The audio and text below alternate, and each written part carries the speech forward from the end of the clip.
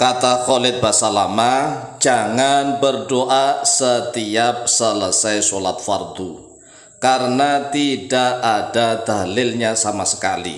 Apakah benar seperti itu? Mari simak penjelasannya di dalam video yang cukup singkat dan pendek ini. Assalamualaikum warahmatullahi wabarakatuh.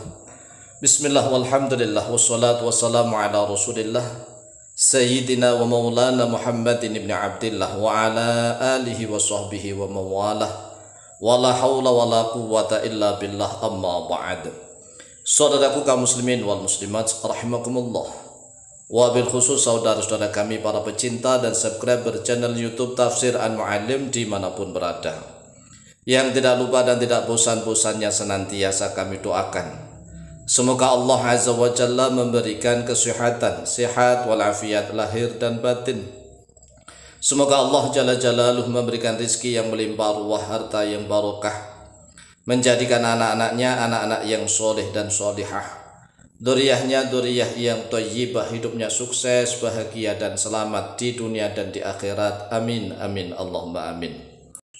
Saudaraku kaum muslimin wal muslimat rahimakumullah, dalam rangka menanggapi pertanyaan dari beberapa jamaah yang menanyakan perihal beredarnya video ceramah dari Ustadz Khalid Basalamah yang sudah beredar menyebar di dunia maya, baik itu di YouTube maupun di Facebook, di TikTok, dimanapun. Di dalam video itu Khalid Basalamah mengatakan bahwa jangan berdoa setiap selesai sholat fardu karena antara sholat fardu dengan doa itu bukan rangkaian yang sama. Dan kata Khalid Basalamah, tidak ada satu dalil pun yang menjelaskan bahwa Rasulullah SAW berdoa setiap selesai sholat fardu. Inilah yang menjadikan kacau. Khalid Basalamah kan belum memahami seluk-beluk Islam seluruhnya, tetapi sok tahu. Dan itu memang karakter Wahabi. Karakter Wahabi itu yang tidak dia ketahui langsung dihukumi tidak boleh. Ini adalah kesombongan. Kesombongan yang luar biasa sehingga Wahabi dimanapun menimbulkan fitnah. Coba kita perhatikan. Yang pertama nih, An Abi Umamah radhiyallahu anhu qala, telah diriwayatkan dari Abu Umamah radhiyallahu anhu qala, berkata oleh beliau, qila dikatakan, ya Rasulullah, wahai Rasulullah, ayyud du'a asma'u, manakah doa asma'u yang lebih didengar oleh Allah Jalla Jalaluh? Qala, bersabda oleh Rasulullah SAW, jawfal lailil akhiri, yaitu doa pada pertengahan malam yang akhir, wa dubura sholawatil maktubati, dan pada setiap selesai solat-solat al-maktubat, solat-solat yang telah ditetapkan, yaitu solat-solat fardu 5 waktu. Akhrajahu At-Tirmidzi, akhraja telah mengeluarkan pada hadis At-Tirmidzi oleh Tirmidzi nomor hadis 3499. Lah ini kan jelas ada hadisnya. Seandainya hadis ini misalnya dipertentangkan masalah sahih dan tidaknya, maka masih banyak lagi dalil-dalil dari Al-Qur'anul Karim maupun dari hadis-hadis yang lainnya. Contoh misalnya hadis dalam tentang doa setelah sholat, yaitu hadisnya Rasulullah SAW yang mewasiatkan pada Mu'adz bin Jabal. Mu'adz bin Jabal tidak boleh sekali-sekali meninggalkan setiap sekali selesai sholat berdoa Allahumma a'inni ala dzikrika wa syukrika wa husni ibadatik. Itu jelas sekali doa Allahumma, ya Allah, a'inni, tolonglah aku, ala dzikrika, atas dzikir kepadamu, wa syukrika, dan syukur kepadamu, wa husni ibadatik, dan memperbaiki ibadah kepadamu. Banyak sekali. Nah, kalau misalnya Khalid Basalamah mengatakan wa dubur sholawatil maktubati, ini maksudnya adalah doa sebelum salam, tapi doa yang dibaca tatkala tasyahud. Lah redaksinya kan jelas, nggak usah ditakwil. Wa dubur sholawatil maktubati. Sedangkan doa-doa yang dibaca tatkala duduk tasyahud akhir itu banyak sekali riwayat hadisnya dan menggunakan redaksi yang berbeda. Tidak seperti ini. Adapun para ulama-ulama yang betul-betul alim alamah yang faqih, rata-rata memaknai hadis ini adalah doa setiap selesai sholat fardu.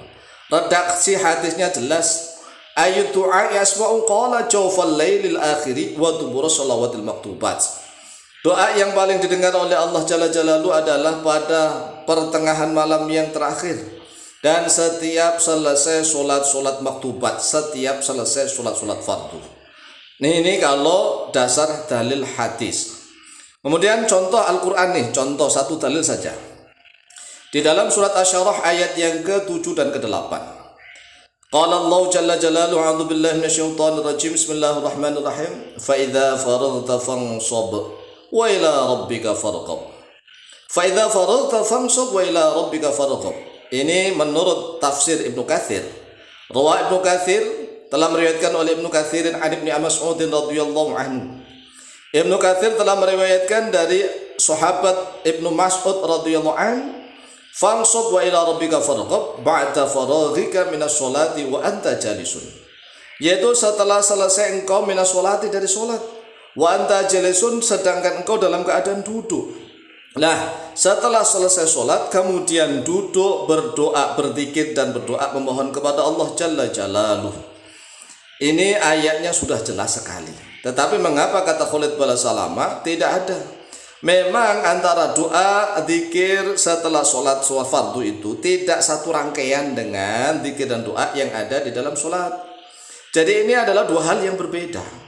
Nah, lalu bagaimana kalau membiasakan setiap selesai sholat fardu itu kita zikir dan doa? Kan insya Allah mayoritas kaum muslimin itu sudah paham. Yang wajibnya, yang fardunya adalah sholatnya. Adapun zikir dan doanya adalah sunnah. Tapi kalau melarangnya inilah yang arogan. Melarang, kaum muslimin sudah ngerti bahwa yang fardu itu sholatnya. Mulai dari takbiratul ihram sampai salam. Adapun zikir-zikir dan setelah sholat itu adalah sunnah. Setelah itu sunnah lagi berdoa. Dalilnya banyak sekali di dalam Al-Quran maupun hadis. Wa qala Ali bin Abi Talhah an Ibnu Abbas radhiyallahu anhuma. Dan telah berkata oleh Ali bin Abi Talhah dari sahabat Abdullah bin Abbas radhiyallahu anhuma, fa idza faraghta fansab, maknanya adalah yakni fi du'ai, yakni menghendaki oleh Allah Jalla Jalaluhu fi du'ai, yaitu di dalam doa. Nah, ini kan jelas sekali dalil-dalilnya baik dari Al-Quran maupun hadis sudah banyak sekali tentang kesunahan berzikir dan berdoa setelah selesai sholat, baik itu sholat fardu maupun sholat sunnah. Lalu sangat aneh sekali apabila Khalid Basalamah yang videonya sudah viral di mana-mana itu jelas melarang bahwa jangan berdoa. Jangan berdoa karena antara sholat dengan doa setelah sholat itu bukan satu rangkaian. Ya memang benar bukan satu rangkaian. Siapa yang mengatakan satu rangkaian? Setelah salam itu ya selesai. Mau langsung berdiri silahkan, mau berzikir silahkan, mau langsung melakukan aktivitas apapun silahkan. Tetapi yang menjadi arogan adalah melarangnya. Melarang jangan berdoa setelah setiap katanya setiap selesai sholat fardu. Nah, setiap sholat fardu berdoa ini kan istiqomah. Lalu dikatakan meyakini bahwa itu perbuatan Rasulullah. Lah jelas sekali itu perintah Rasulullah. Karena Rasulullah saat ditanya ayyud du'ai asma'u, manakah doa yang lebih didengar oleh Allah? Rasulullah sallallahu alaihi wasallam menjawab jawfal lailil akhiri wa dubura shalawatil maktubat. Kemudian di dalam Al-Quran banyak sekali dalil-dalil yang menjelaskan tentang fadilah zikir dan doa setelah selesai sholat, baik itu sholat fardu maupun sholat sunnah. Inilah video seperti ini yang harus disebarkan di mana-mana sehingga orang yang sudah terbiasa zikir dan doa setelah selesai sholat fardu tidak menjadi bimbang, tidak menjadi ragu, tidak menjadi bingung gara-gara fatwanya Khalid Basalamah dan para ustadz Wahabi. Demikian, semoga manfaat dan barokah. Lebih kurangnya mohon maaf. Wallahu ta'ala a'lamu bishawab.